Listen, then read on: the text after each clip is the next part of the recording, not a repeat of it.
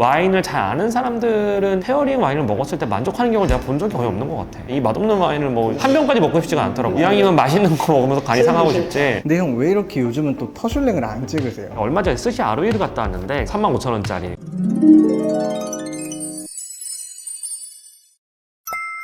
오늘은 추석을 맞아서 종이가 이번 주에 하나밖에 안 올라가면 추석 연휴 때 너무 안 올라가면 좀 그러니까 종이가 억지로도 하나 찍자 그랬어. 궁금한 걸 제가 만들어 왔어요. 오늘 지금 여기가 좋은데 저희가 와인을 콜키즈를 해왔잖아요. 그러면서 궁금한 게 형이 프랑스 가셔서 업장에서 와인 드실 때 페어링에 관해서 좀 말씀을 해주셨는데 한국 업장의 페어링에 대해 형이 얘기를 해주시면 어떨까? 내가 이 얘기는 옛날에 터슐랭 가이드 찍을 때 굉장히 많이 했었는데 내가 미슐랭 2스타 3스타를 한참 되게 많이 다녔었잖아. 요즘 잘 안 가. 와이프가 임신을 해서 나 혼자 가기 좀 거시기하고 친구들하고 만날 때는 오히려 이런 오마카세를 가서 대관해가지고 아예 우리끼리 와인 7병 8병 깔고 먹고 이런 거를 좋아하지. 미슐랭 2스타 가서 뭐 파인다이닝 즐기면서 이런 거 별로 안 좋아하거든 사실. 근데 이제 컨텐츠도 만들 겸 이제 와이프가 이제 파인다이닝 워낙 좋아해서 같이 이제 다닌 건데 요즘에는 좀 안 가봤는데 그런 얘기 많이 했었어. 우리나라 2스타, 3스타 포함해서 페어링이 좀 형편없다. 형편없는 이유에 대해서는 내가 깊이는 잘 모르지만 내가 그렇게 평을 하니까 업장 관계자나 아니면 이제 와인업계 관계자들이 당연히 이제 정식 수입된 와인으로 했을 때 당연히 비쌀 수밖에 없는 거고 그런 얘기를 좀 하더라고. 너무 이제 업장들이 와인을 통해서 수익을 극대화하려고 하다 보니까 예를 들어서 이제 미슐랭 2스타 가도 식대가 인당 20만 원 받아서는 유지가 안 돼요. 저도 그걸 알아요. 왜냐면 인건비는 계속 높아지고 있고 우리나라 최저임금이 계속 올라가고 있고 거기 들어간 식재료가 뭐 싼 식재료를 가지고 비싸게 받는 것도 아니고 원가 구조를 대충 아는데 아예 안 남는 건 아니지만 별로 재미가 없어요. 그래서 이제 주류에서 많이 수익을 거두려고 하다 보니까 페어링을 하면 인당 16만 원을 받잖아요. 그럼 매출이 2배가 되잖아요. 한 테이블에서 나올 수 있는 회전 매출이 2배가 되면 당연히 매출 총이익은 2배가 아니고 더 많이 늘어나요. 왜냐면 매출 총이익 같은 경우는 식재료가 차지하는 포션이 있을 거고 주류가 차지하는 포션이 있을 텐데 근데 너무 수익에 집중을 하다 보니까 음식하고 정말 맞는 와인을 페어링하기보다는 좀 싼 와인들을 위주로 좀 페어링을 많이 하고요. 그럼 이렇게 반문할 수도 있죠. 인당 16만 원 가지고 뭘 그렇게 비싼 걸 바라냐. 사실 우리나라랑 해외랑 와인 가격이 좀 차이가 있지만 실제 그렇게 이게 좋은 와인인가 모르겠어요. 16만 원에도 저는 안 먹을 것 같은 그런 와인들이 주기차게 나오더라고요. 페어링 할 때 제가 가장 실망스러웠던 거는 원스타일이나 투스타일 갔는데 돔페리뇽 12 빈티지를 페어링을 한대. 근데 저녁에 내가 먹었는데 점심에 따놓은 거를 기포 다 빠진 걸 가져온 거야. 근데 이거는 와인을 먹어본 사람 다 알 수밖에 없어. 안 그러면 상태가 완전 간 거지. 그럼 바꿔줘야지 와인을. 근데 소믈리에가 있는 업장에도 불구하고 김 다 빠진 영빈 돔페리뇽을 내놓는다? 그러면서 서비스 피를 받는다? 난 이거는 좀 아닌 것 같아요. 방금 한 게 이제 아쉬운 점이면 프랑스랑 비교하셨을 때는 어떠셨어요? 프랑스랑은 비교할 수 없지 사실. 너무 불리한 싸움이지. 프랑스의 현지고 예를 들어서 우리가 프랑스 남부 론 지방에 가면 론 지방에 나는 와인들 좋은 게 너무 많거든요. 비교하기 좀 그렇죠. 그러면 우리나라 업장들 너무 억울하죠. 와인 가격도 차이가 많이 나고 퀄리티 차이가 엄청 많이 나죠. 그거는 비교할 수 없어요. 그럼 국내에 어떤 페어링 비용을 올려서 퀄리티를 올린다고 하면 의향이 있으세요, 가시? 아니 올린다고 갈 의향이 있는 게 아니라 올렸는데 어떤 와인이 나오느냐가 중요한 거죠. 뭐 예를 들어서 식대가 25만 원인데 페어링 비용을 아예 30만 원을 올려서 55만 원에 너희들이 맛보지 못한 걸 맛보게 하죠. 그러면 갈 수 있겠죠. 어차피 우리끼리 와인 시음회비 내도 30만 원, 40만 원, 50만 원 내는데 근데 그런 와인이 나올 거라고 생각을 안 해요. 보통 16만 원짜리 페어링을 하면 7잔에서 8잔이 와인 한 병이에요. 와인의 평균 가격이 얼마냐를 보면 10만 원도 안 돼요. 그럼 굳이 그렇게 먹을 필요가 없죠. 내 와인 들고 가서 먹지 뭐하러. 근데 이제 이렇게 얘기하면 좀 업장 관계자들이 좀 억울한 부분이 있을 수 있어요. 업장도 수익을 극대화해야 되니까 당연히 그렇게 할 수밖에 없는 거고 와인을 잘 아는 사람들은 페어링 와인을 먹었을 때 만족하는 경우를 내가 본 적이 거의 없는 것 같아. 나는 페어링을 하더라도 와이프랑 가면 하나를 해서 나눠 먹어. 입이 심심해서 먹는 건데 이 맛없는 와인을 뭐 한 병까지 먹고 싶지가 않더라고. 사람의 간의 용량은 한계가 있고 이왕이면 맛있는 거 먹으면서 간이 상하고 싶지 그걸로 먹고 싶지는 않더라고요. 그럼 약간 수익적인 측면에서 어느 정도 남겨야 하다 보니 그런 부분들을 말씀하셨다면 민감할 수 있지만 소믈리에의 실력에 관해서 혹시 어떻게 생각하세요? 저는 한국이 오히려 좋은 분들 되게 많은 것 같아요. 프랑스라고 되게 좋지 않아요. 저도 프랑스 2스타, 3스타도 나름 많이 다녀봤는데 성의 없게 설명하는 사람 정말 많고 리제르 베리어 2015 빈티지를 먹었어. 살짝 디켄팅을 해달라 그랬어. 자기는 필요 없다고 생각한데 내가 해달라니까 억지로 하더라고. 디켄팅을 해서 먹는 게 훨씬 낫거든 내가 볼 때는. 우리가 도착하기 전에 병브리딩을 오래 하는 게 가장 좋은데 우리는 7시에 왔고 바로 따서 먹고 싶은데 그냥 따라주면 텁텁하단 말이야. 그래서 약간 좀 탄닌을 공기랑 좀 접촉을 시켜가지고 좀 날린 다음에 먹는 게 좀 더 좋은데 그런 부분에서 특별히 더 잘한다는 느낌은 못 받았어요. 개인적으로 소믈리에의 역할이 와인을 핸들링하는 역할, 그러니까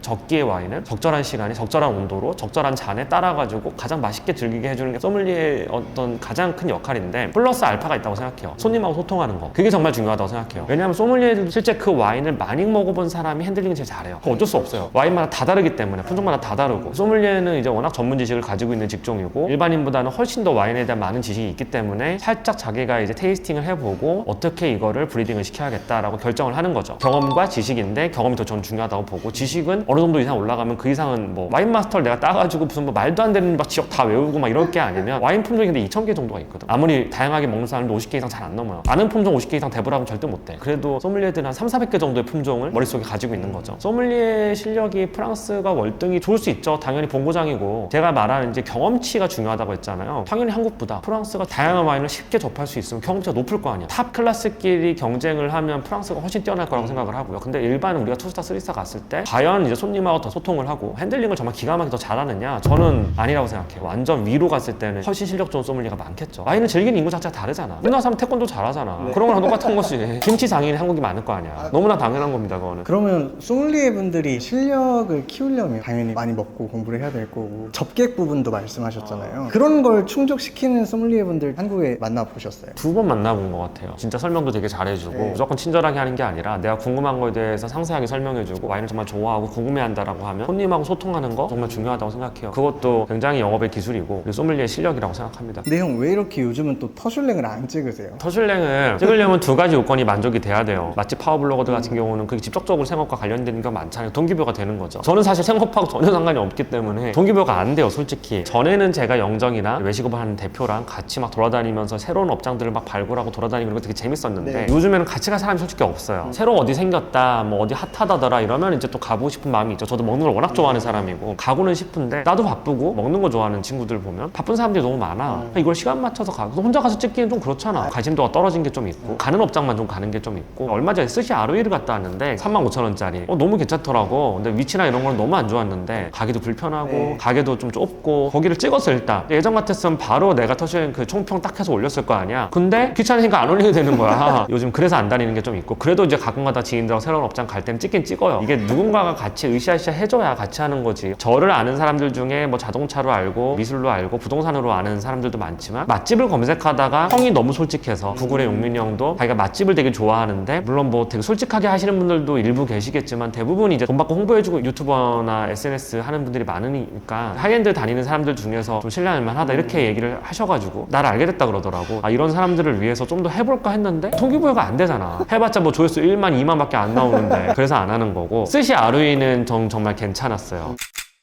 오늘 먹을 와인, 메인 와인은 크리스탈 88 매그넘. 크리스탈 88은 진짜 매그넘은 구하기 쉽지 않은데 메인 와인으로 먹을 거예요. 계란이죠? 네, 계란찜이고요. 두 번째는 흰살 생선, 그렇죠? 고등어에 이제 막기를 이렇게 하셨네요. 저희가 첫 와인으로 먹는 거는 하이퍼 하이젤 플래그십으로 나온 레어 매그넘 98. 아주 훌륭해요. 98은 딱 지금 시험 적기 초반부인 것 같아요. 전복입니다. 근데 한 다랑어에 등쪽 닭살, 안감이 중간 뱃살 주드릅니다. 크리스탈 88 어때요? 아유 훌륭합니다. 완전 잘 익었죠? 초절정미. 지금 딱 시험 적기죠? 딱 완전. 버블감은 좀 약하긴 한데 꼬냑 향이 나는 듯한 느낌. 이런 네. 숙성된 느낌을 크리스탈만이 낼 수 있는. 상태가 좋았던 것 같아요. 점줄 전갱입니다.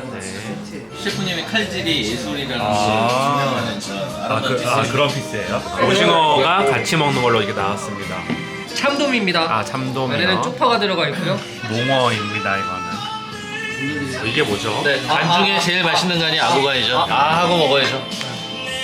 역시 잘 먹어요, 형 역시. 다랑어의 등쪽 속살이고요. 얼리지 않은 생참치입니다. 네, 참치 뱃살입니다.